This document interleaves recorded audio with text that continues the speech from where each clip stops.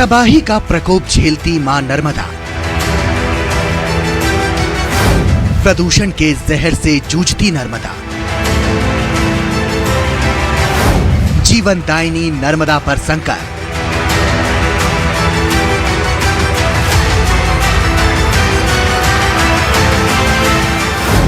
मैया की कृपा पर कौन है नर्मदा के गुनहगार?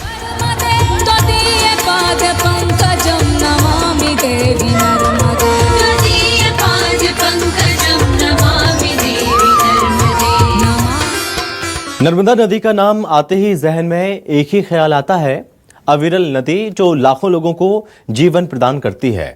लेकिन बदलते वक्त के साथ जीवनदायिनी नर्मदा अब खुद जीवन के लिए जूझ रही है।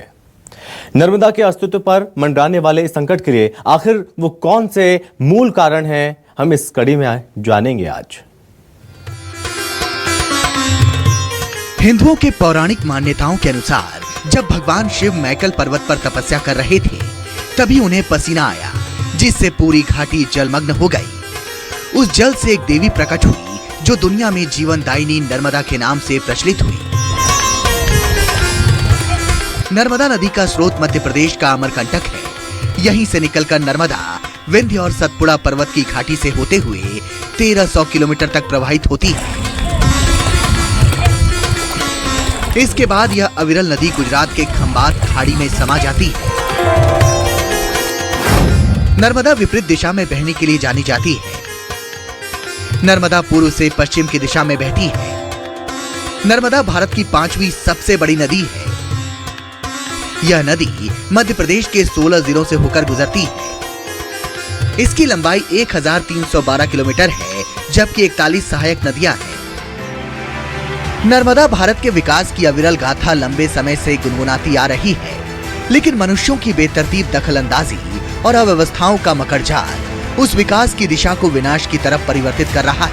लोगों को जीवन देने वाली नर्मदा अब मैली हो चुकी है। इसकी मूल वजह 162 मिलियन लीटर से ज्यादा सीवरेज है, जो मां नर्मदा के जहन में जहर की भांति घुलकर उनके मूल अस्तित्व को समाप्त कर रहा है। इस कड़ी में हमने मध्य प्रदेश के 16 जिलों से होकर गुजरती नर्मदा की पड़ताल की। इसमें नर्मदा के उद्गम स्थल अमरकंटक से लेकर मध्य प्रदेश के आखिरी जिले अलीराजपुर तक नदी के तह को खंगाला। नर्मदा को दूषित कर रहे उनके कारणों को जानने के लिए हमारे रिपोर्टर चप्पे चप्पे पर पड़ताल करने निकले। सबसे पहले हमारे रिपोर्टर अनूपपुर जिले के अमरकंटक पहुंचे, जहां से नर्मदा की शुरुआत होती है। अमरकंटक में हमने पानी की स्वच्छता का आकलन किया तो देखा कि यहाँ पानी इतना स्वच्छ है कि लोग उसे पीने के लिए भी इस्तेमाल करते हैं। हमारे संवाददाता सबसे पहले नर्मदा के उद्गम स्थल अनूपपुर के अमरकंटक पहुंचे, जहां उन्होंने नदी की स्वच्छता का जायजा लिया। यहां पर हमने देखा कि प्रदूषण को लेकर जागरूकता का घोर अभाव है। नदी के उद्गम स्थल से ही मंदिरों से निकलने वाले नाले डायरेक्ट नदी में छोड़े जा रहे हैं।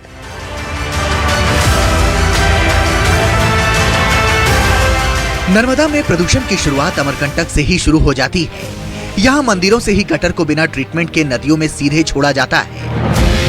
यह रवैया नदी की सफाई अभियान पर बड़ा प्रश्न चिन्ह लगाती है।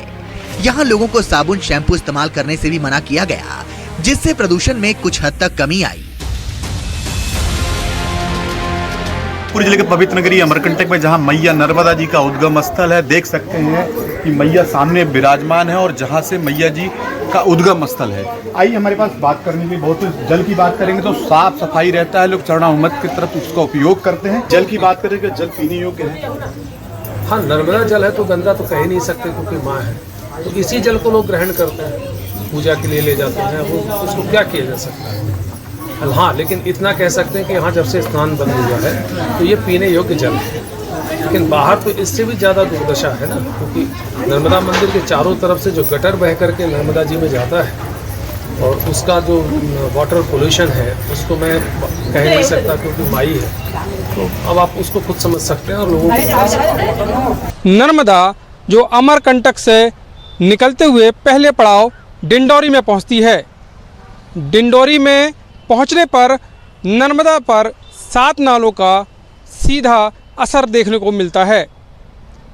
शहर के गंदी नालियों से होता हुआ पानी दूषित प्रदूषित सभी मिलकर नालों में तब्दील होते हैं और नाले जाकर सीधे नर्मदा में प्रवाहित होते हैं।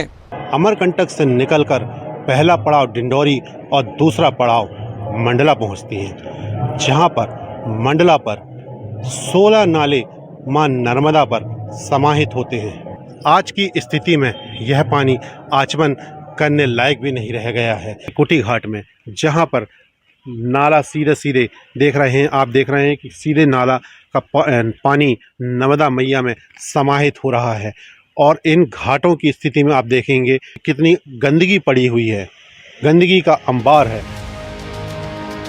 प्रदूषण के इस जहर को बढ़ाने में जबलपुर सबसे टॉप पर है। जबलपुर में रोजाना 136 मिलियन लीटर गंदगी नर्मदा में छोड़ी जाती है।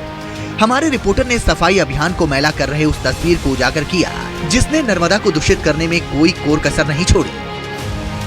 पहुंचे हुए जबलपुर के गौरी घाट के पास आपको एक नर्मदा दिखाते हैं कि किस तरह से मां नर्मदा जो मध्य प्रदेश की लाइफलाइन भी है, जीवनदायिनी भी है और सबसे आराध्य है, उसमें देखिए किस तरह से गंदगी यहाँ पर जो है वो मिलाई जा रही है। वीआईपी का वीवीआईपीओ का आना जाना लगा रहता है, वहां पर इस तरह से कचरा, आप घाट पे गंदगी देखिए, यहाँ पर खड़ा होना दुश्वार है।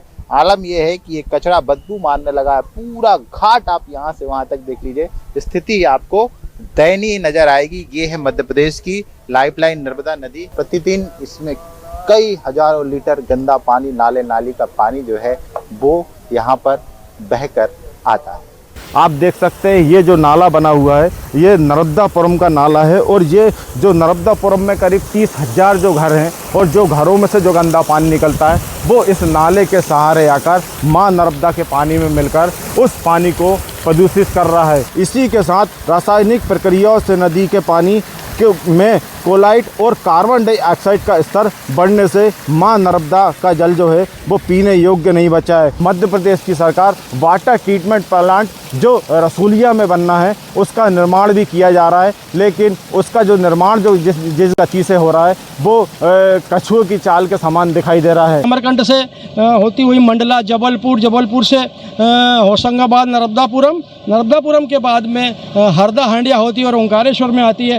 ओंकारेश्वर में मां नर्मदा जो है, देखिए अब हम आपको बताते हैं कि मां नर्मदा का जो पानी और जल कितना प्रदूषित हो रहा है कि सीधे नालों का पानी इसमें यहाँ पर छोड़ा जा रहा है और इसके चारों तरफ मां नर्मदा का जल है जो इस पर्वत का अभिषेक करता है। इसको स्वयंभू ज्योतिर्लिंग भी कहा जाता है। शास्त्रों में इस ज्योतिर्लिंग को चौथा, देश के 12 ज्योतिर्लिंग में चौथा ज्योतिर्लिंग है और ओंकार पर्वत की जो ओम में आकृति बनी हुई है, पूरी ऊपर से देखने पे ही है ओंकार पर्वत ओम आकार में दिखता है। और यहाँ पर सीधा नालियों का पानी जो है, यहाँ पर सीधा नाले का पानी नर्मदा में छोड़ा जा रहा है। किसी ज़माने में लोग माँ नर्मदा का आचमन सीधा जल से करते थे, लेकिन नर्मदा के दोनों तटों पर आप देखेंगे कि किस प्रकार की गंदगी पसरी पड़ी है और पानी इतना प्रदूषित हो चुका है। ठीक सामने देखिए भगवान ओंकारेश्वर ज्योतिर्लिंग का मंदिर है। अभी आपको हमने ऊपर से दिखाया था, अब हम सीधा नीचे पहुंचे जहां पर पूरे नगर का गंदा पानी यहां पर नालियों के द्वारा मां नर्मदा के उसमें छोड़ा जा रहा है और किस तरह से पूरा यहां पर देखिए मां नर्मदा का जल जो प्रदूषित हो रहा है। आपको दिखा दूं मैं आपको यहाँ पर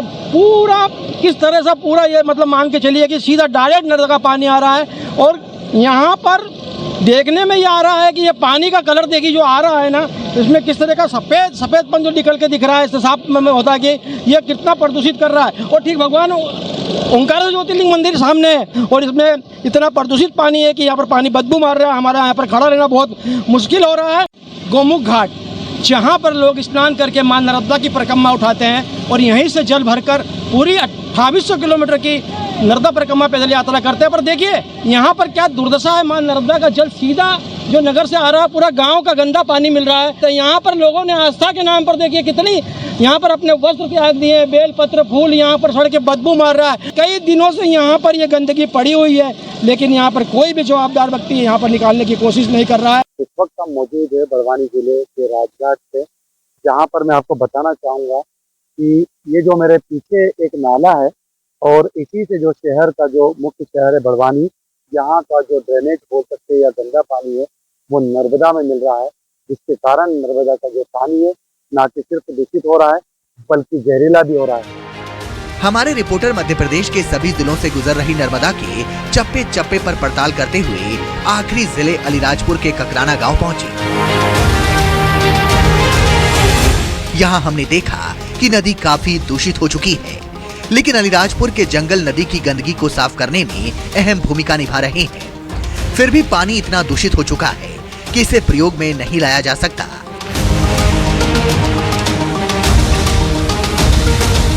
मैं इस समय मौजूद हूँ मध्य प्रदेश के अलीराजपुर के ककराना क्षेत्र में, जहाँ पे मां नर्मदा का अंतिम पड़ाव है। अमरकंटक से निकलने के बाद ये लगभग 1000 किलोमीटर की दूरी तय करने के बाद ये अलीराजपुर के इस क्षेत्र में पहुँचती है। ये है ककराना, जहाँ के बाद ये गुजरात में प्रवेश कर जाती है। इस दौरान नर्मदा कई क्षेत्रों से निकलती है, जहाँ के गंदे नालियों का पानी इस नदी में मिल जाता है, जिसके बाद ये नदी इतनी प्रदूषित हो जाती है कि इसका पानी पीने योग्य नहीं होता है। इसी दौरान हमने जब इसका TDS यहाँ पे चेक किया तो 158 से 160 के लगभग पहुँचा।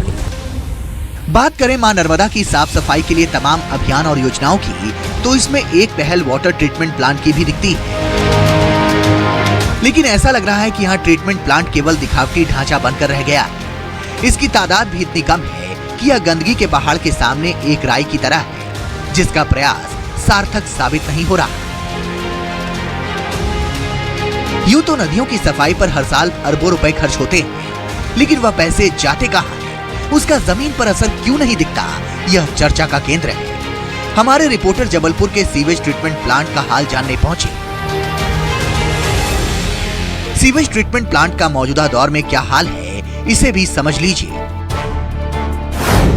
जबलपुर में 3 सबसे हाईटेक STP प्लांट लगाए गए। सीवेज ट्रीटमेंट प्लांट गंदा पानी साफ करता है। STP प्लांट नालियां साफ करने के लिए लगाया जाता है। नालियां नदी के प्रदूषण का सबसे प्रमुख कारण है। इंदौर और डिंडौरी में भी ट्रीटमेंट प्लांट लगाए गए। करोड़ों खर्च करने के बाद भी अभियान सफल नहीं हो सका। प्लांट की तादाद नालियों की तुलना में बेहद कम है। प्लांट निर्माण में चरम अव्यवस्थाओं पर भी कई सवाल हैं। 12 करोड़ की लागत से STP प्लांट बना। आइए एक नज़र जल्दी से मैं आपको दिखा दूं। ये STP प्लांट बना है और ये STP प्लांट बहुत ही हाईटेक बना है। ये कह सकते हैं कि जबलपुर में बना ये STP प्लांट सबसे हाईटेक और सबसे महंगा STP प्लांट ये यहाँ बना है। देखिए पूरा गंदा पानी यहाँ पर स्टोर होता है। ये गंदा पानी स्टोर हो रहा है। गंदा पानी स्टोर होने के बाद ये पानी यहाँ से इस तरह से एक फिल्टर होके ये देखिए यहाँ पर पानी खींचा जा रहा है। ये पहला फिल्टर होने के बाद ये यहाँ पर पानी पाइप से खींचा गया, फिर ये पानी यहाँ पर आता है।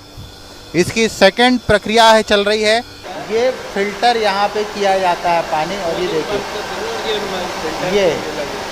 ये UV पंप यहाँ पे लगाया गया है। वही UV पंप जो हम लोग आप लोग घर में पानी पीते हैं, वही UV पंप जो है हाईली टेक्नोलॉजी वाला यहाँ पर इस्तेमाल किया गया है। और उसके बाद UV पंप से होने के बाद ये पानी फ़िल्टर होता है और फिल्टर होने के बाद यहाँ पर इस तरह से निकल रहा है और ये पानी सीधा नर्मदा नदी में चला जा रहा है। जब इस STP प्लांट का उद्घाटन हुआ था तो महापौर जगत बहादुर अन्नू ने खुद ये पानी पी के टेस्ट करके बताया था कि ये जो पानी हम फिल्टर नर्मदा नदी में छोड़ रहे हैं वो बिल्कुल प्योरीफाई है, यानी कि पीने के लायक है। जैसा हम घर में RO लगाते हैं, हम देख रहे हैं उसी तरह का UV RO जैसा UV लगा हुआ है। पूरा डोजिंग पंप होता है, उसमें फ्लोरीन वगैरह पूरी चीज़ कंप्लीट होती है और पूरी प्रोसेस से गुजर के पानी को साफ करके नर्मदा नदी में डाला जाता है। हाँ। इस तरह के कितने पंप STP प्लांट है यहाँ पर? इस तरह के अभी तो 3 प्लांट हैं। और किसी भी नदी में रेत किसी जीव में खून के समान होती है, क्योंकि बिना रेत की नदी मृत शरीर के बराबर हो जाती है। और हमने इसे समझने का प्रयास किया कि नदी में रेत का क्या महत्व है, आखिर क्यों प्रशासन और रेत माफियाओं के बीच हमेशा नोकझोंक होती रहती है। रेत खनन को रोकना इतना जरूरी क्यों है, इसे समझिए। नर्मदा में अवैध रेत खनन जोरों पर है। रेत माफिया नर्मदा को खोखला करते जा रहे हैं। विशेषज्ञों का कहना है कि नदी के लिए रेत बेहद जरूरी है। अगर ऐसे ही रेत खनन लगातार जारी रहा तो इससे कई प्राकृतिक प्रलय आने के आसार बन जाते हैं। ऐसा इसलिए होता है क्योंकि रेत प्रकृति का वह अद्भुत पदार्थ है जिसमें नदी के पानी को होल्ड करने की क्षमता होती है। अगर नदी से सारे रेत निकाल लिए जाएं, तो पानी नदी में नहीं ठहर सकता। इस परिस्थिति की वजह से हर साल कहीं बाढ़ अपना प्रकोप दिखाती है तो कहीं सूखे से अकाल पड़ जाता है। यही वजह है जिससे सरकार रेत खनन को रोकने के लिए लगातार प्रयास कर रही है। लेकिन रेत माफियाओं पर अंकुश लगाना बड़ी चुनौती बना हुआ है। नदी उत्खनन को लेकर जबलपुर कलेक्टर दीपक कुमार सक्सेना ने भी स्वीकार किया कि तमाम प्रयासों के बावजूद अवैध खनन पर पूरी तरह प्रतिबंध नहीं लग पा रहा है। नदी में रेत की अहमियत को ग्राफिक्स के जरिए समझिए। नदी में रेत जीवित शरीर में खून के समान होता है। बिना रेत की नदी पानी होल्ड नहीं कर सकती। रेत की कमी से सूखे और बाढ़ जैसी आपदा निर्मित होती है। अवैध रेत खनन को रोकने के लिए सरकार ने कड़े कानून बनाए हैं। भारी भरकम जुर्माने के बाद भी अवैध खनन जारी है। शिकायत के बाद भी प्रशासन मामले को नजरअंदाज करता है। अवैध खनन से राजस्व को अरबों का नुकसान हो रहा है। अवैध उत्खनन की लगातार शिकायतें आती हैं। आप देख भी रहे हैं, हम लगातार कार्रवाइयां कर रहे हैं और नर्मदा में अवैध उत्खनन न हो, ये माननीय हाईकोर्ट के निर्देश है, राज्य सरकार के भी सख्त निर्देश हैं। इस पे बड़ी कठोरता से और दृढ़ता से कार्रवाई लगातार जारी रहे। सर, बहुत एक्शन लिया है आपने, फिर भी कहीं कहीं जगह पे खबरें आ जाती हैं। ये बात आप सही कह रहे हैं कि लोग रात में कभी दूसरे जिले के नदी बॉर्डर पर है, कभी पड़ोस के जिले से कुछ कार्रवाइयाँ हो जाती हैं। और ये हम सतत रूप से संपर्क में, कमिश्नर साहब भी इसकी रेगुलरली मीटिंग करते हैं। बाकी जिलों के जो कलेक्टर्स हैं उनके साथ भी ज्वाइंट मीटिंग्स होती हैं। इसको नियंत्रित करने के लिए लगातार कार्रवाई करने का। अंतिम सवाल सर, सैटेलाइट माध्यम से उसको हाई ग्रेड तरीके से जोड़ने की बात की जाए तो उस दिशा में कोई पहल यहाँ पर हुई है? माइनिंग कॉर्पोरेशन इस दिशा में काम कर रहा है। अनकंट्रोल जो सैंड माइनिंग हो रही वो नर्मदा को ले डूबेगी। यहाँ पर कोई भी साइंटिफिक तरीका इस्तेमाल किया था। अधिकांश लोगों को इसका ज्ञान ही नहीं है कि सैंड वास्तव में रोल अदा क्या करती है। मैं बताना चाहता हूँ कि सैंड जो है एक अद्भुत चीज़ है प्रकृति की, जो कि जिसमें वाटर होल्डिंग कैपेसिटी होती है, पानी को होल्ड करने की कैपेसिटी होती है। नदियाँ, जो बड़ी नदियाँ होती हैं, अपने साथ वो सैंड लाती हैं और चारों तरफ जो सैंड रहती है वो सैंड सूखे के समय और बाढ़ के समय उस नदी के सर्वाइवल का कारण बनती है, उस नदी के बचाने के कारण बनती है। यदि आसपास की सैंड को बिना दिमाग का इस्तेमाल किए लगातार अपने एक्सप्लोर करते रहे तो होगा क्या? जितने भी जलीय जीव जंतु होते हैं वो रहते तो पानी में हैं, लेकिन अपना प्रजनन जो है वो रेत के अंदर करते हैं। रेत ही खत्म कर देंगे तो वो जीव जंतु प्रजनन कहाँ करेंगे?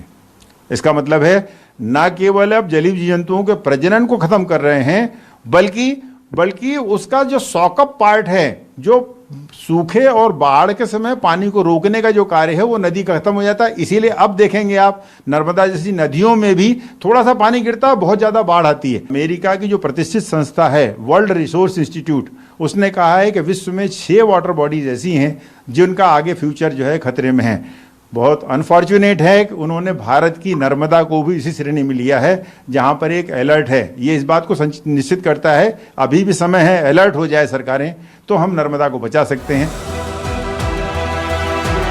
बात अगर नदी के स्वास्थ्य की करें तो उसमें पनपने वाले जीव जंतुओं से इसका अंदाजा लगाया जा सकता है। नदी का प्रदूषण जितनी जहरीली स्तर पर होगा, जीव जंतु और मछलियों की तादाद उतनी ही कम होती जाएगी। वैसे तो गंगा और दूसरी नदियों की तुलना में नर्मदा काफी हद तक साफ है, जिसकी वजह से इसमें महाशीर मछलियों की चहलकदमी भी देखने को मिलती है। फिर भी कई जगहों पर प्रदूषण इतना घातक रूप ले चुका है कि हमेशा जीव जंतुओं से भरी रहने वाली नदी का गर्भ धीरे धीरे वीरान हो रहा है। लगातार जलीय जीव विलुप्त होते जा रहे हैं। इस वजह से मछुआरों की टोकरी अब खाली दिखने लगी है। नर्मदा से धीरे धीरे सभी प्रजातियों का सफाया हो रहा है। बायोडायवर्सिटी अकेला एक मूल मंत्र पर्याप्त है। बायोडायवर्सिटी बढ़ती जाएगी तो इसका मतलब वाटर बॉडी बढ़ेगी। बायोडायवर्सिटी घटने का मतलब है वाटर बॉडी समाप्त हो रही है। ये अपने आप में बहुत नेचुरल साइन है। इसके लिए अलग से पीएच, बीओडी, सीओडी इत्यादि इत्यादि निकालने की जरूरत नहीं पड़ती। अब यदि बायोडायवर्सिटी को निकालें तो आम पब्लिक को समझने के लिए बायोडायवर्सिटी माने क्या, तो बायोडायवर्सिटी मतलब जलीय जीव जंतुओं की संख्या में वृद्धि होना बायोडायवर्सिटी है। नर्मदा उन कुछ एक बहुत ही रेयर जो है वो पवित्र नदियों में से एक है जिसमें महाशीर मछली पाई जाती है। महाशीर मछली कैसी होती है? इसको बोलते हैं टाइगर ऑफ वाटर। ये मछली गंगा में नहीं पाई जाती, ये यमुना में नहीं पाई जाती, ये नर्मदा की कैरेक्टरिस्टिक है। क्यों? क्योंकि गंगा और यमुना की तुलना में नर्मदा का पानी बहुत बहुत ज़्यादा साफ था। यही कारण है इसकी अलग से कैरेक्टरिस्टिक के कारण कि ये तो नर्मदा की ही कैरेक्टरिस्टिक है कि यहाँ पर महासीर जैसी मछली पाई जाती है। 2024 की एंड में हालत ये है कि 1% से कम महासीर मछली बची है। उसका क्या मायने है? उसका मायने साफ है कि धीरे धीरे नर्मदा का पानी लगातार डिट्योरेट हो रहा है, लगातार खराब हो रहा है। और चूंकि फ्रेश वाटर नहीं बचा है इसलिए फ्रेश वाटर फिश महासीर जो है वो लुप्त प्राय हो रही है और समाप्त हो रही है। सैकड़ों स्थानों पर अनट्रीटेड पानी सीधे नर्मदा में मिल रहा है। उसमें इंडस्ट्रियल वेस्ट भी है और हाउस होल्ड सीवेज भी है। ये क्या करते हैं? ये नर्मदा के पानी को लगातार डिट्यूरेट करते हैं। कई स्थानों पर तो नर्मदा का पानी बी तो छोड़िए सी और डी कैटेगरी के बीच में झूल रहा है। यानी वो पानी सीधे आज की तारीख में सीधे आचमन करने लायक भी नहीं है। नहाने के बाद तो आपको बहुत सावधानी लेनी पड़ेगी। नर्मदा की सफाई को टूरिज्म से जोड़ते हुए हमने इससे जुड़ी योजनाओं का भी जायजा लिया। जीवनदायिनी नर्मदा से टूरिज्म के जरिए बड़ी आमदनी हो सकती है। रेत खनन के बजाय टूरिज्म और मत्स्य पालन बड़ा आय का जरिया बन सकता है। इस क्रम में हमने मध्य प्रदेश के पर्यटन मंत्री धर्मेंद्र सिंह लोधी से बात की। उन्होंने टूरिज्म की दिशा में विदेशी पर्यटकों के लिए कुछ खास तो नहीं बताया, लेकिन श्रद्धालुओं के लिए खास इंतजाम के बारे में बताया। 30 किलोमीटर के अंतराल में नर्मदा परिक्रमा पथ बनाने का उन्होंने रोड मैप बताया, जिससे श्रद्धालुओं और सैलानियों को बड़ी राहत मिलेगी। नर्मदा जी की जो परिक्रमा है वो लगातार लोग करते हैं, बड़ी श्रद्धा पूर्वक करते हैं। और कहा भी गया है कि नर्मदा जी एक ऐसी नदी है जिनके दर्शन मात्र से सारे पाप दूर होते हैं। तो नर्मदा का जो परिक्रमा पथ है उस पर अब माननीय मुख्यमंत्री जी ने भी 1-2 बार संज्ञान में लिया है। तो परिक्रमा पथ पर निश्चित 20-20, 25-25 किलोमीटर के अंतर से इसमें पंचायत मंत्रालय भी शामिल रहेगा और ये अपना मंत्रालय तो रहेगा ही। तो 2-3 मंत्रालय मिला के उसको ऐसी रचना योजना बन रही कि 20-20, 25, 30 किलोमीटर पर कुछ ऐसे स्थान बन जाए जहाँ लोग रुक सकें परिक्रमावासी। तो उसकी जल्दी रचना योजना सामने आएगी। हमने जनता की राय भी जानने की कोशिश की। नदी की सफाई उनके लिए कितना महत्व रखती है? अगर नदी पूरी तरह स्वच्छ हो जाए तो उन पर कितना प्रभाव पड़ेगा? इसके जवाब में लोगों ने नदी को खुद के जीवन से जोड़ते हुए बताया कि नदी उनके लिए पीने के स्रोत से लेकर आय का बड़ा जरिया बन सकती है। खेती और देश की आर्थिक आय के लिए यह नदी बड़ा वरदान साबित हो सकती है। अब नर्मदा के पानी में कंटामिनेशन आने लगा है, प्रदूषण आने लगा है। तो अगर इसको हम स्वच्छ करेंगे तो बहुत सारे शहरों में, गांवों में, कस्बों में नर्मदा के पानी को पेयजल के रूप में उपयोग कर रही है वहाँ की लोकल बॉडीज। नदी से हमको ही नहीं, जीव जंतु को भी नदी के माध्यम से जल की आपूर्ति होती है। हमारे यहाँ फसल कृषि प्रधान देश है, तो कृषि के रूप में भी नदियाँ हमें बहुत तरह से सहायता देती हैं। जब बारिश का पानी एकत्र हो जाता है तो नदियों के माध्यम से सिंचाई का कई लाखों हेक्टेयर भूमि सिंचित हो रही नदियों के माध्यम से। नर्मदा जी की सफाई होगी तो चारों ओर से बदलाव आएगा। पहला तो मुख्य ये है कि अगर पीने का स्वच्छ पानी मिल जाएगा, दूसरा टूरिज्म बहुत ज़्यादा बढ़ जाएगा हमारे ज़िले में और हमारे मध्य प्रदेश में, क्योंकि टूरिज्म हमारे यहाँ कोई ऐसी चीज़ है नहीं जिसको हम टूरिस्टों को आकर्षित कर पाएँ। जो पढ़े लिखे टाइप के हैं वो लोग किनारे खड़ा होकर के और माँ का दर्शन कर लें, नहाने धोने आ ही नहीं पा रहे हैं। जो आस्था वाले हैं वही बस आ रहे हैं नीचे। अगर सर सफाई रहता, साफ रहता तो वो लोग भी आते नीचे नहाने के लिए। हाँ, सरकार तो अपने तरफ से कर रही है लेकिन फिर भी सफिशिएंट नहीं है। अब थोड़ा और हमें प्रयास करना चाहिए या नीचे के ऑफिसर ध्यान नहीं दे रहे हैं जितना सरकार कर रही है। हमने नर्मदा की सफाई और जमीनी हकीकत इस खास पेशकश के जरिए दिखाई।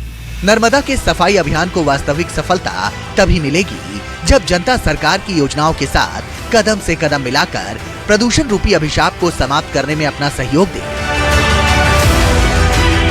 न्यूज़ 24 मध्य प्रदेश छत्तीसगढ़ ने मां नर्मदा के प्रदूषण की असल बानी को दिखाने की पूरी कोशिश की, लेकिन विडंबना यह है कि जिस प्रदेश में करोड़ों लोग मां नर्मदा को मां मानकर पूजते हैं, उसी प्रदेश में करोड़ों लोग सीधे नदी में गंदगी का अंबार छोड़ रहे हैं।